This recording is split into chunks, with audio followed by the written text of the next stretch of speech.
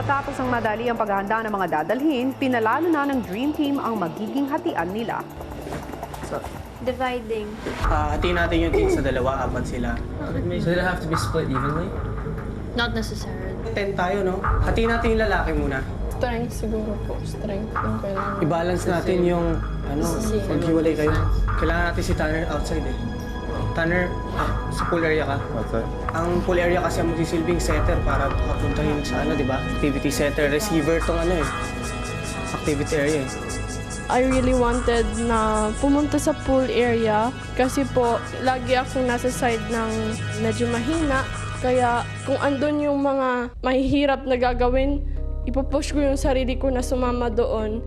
Pool area ako and Tanner. Okay, you're inside. Hiwalay kayo, sino sa inyo sa pool area? Go. Yung McCoy, Activity. activity area. Ngayon, sa inyong tatlo, sino sa inyo sa pool area? Okay, activity.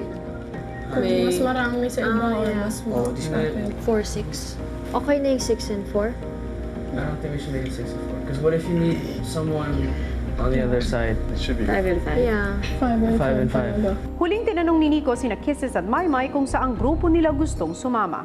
Gusto nyo kisses, may maghiwalay?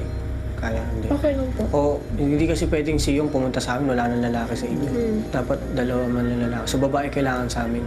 Sige po. Pool area. Sino? Si Kisses ang pool area?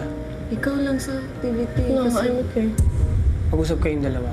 Okay lang po ako. Pag naulanan sa Sasamahan po kita, Ate Cora. Ako na lang iske. Sige, para kiyas tulungan mo din ako para tayo mag-lead kung sakaling. So, sa akin si Mai. Kasi marami ka naman activity. Okay lang ako. Si Mai sa pool area na si Mai. Sige po. Yun. Okay. So, sa amin si Yong, Gises, Jinri, Elise.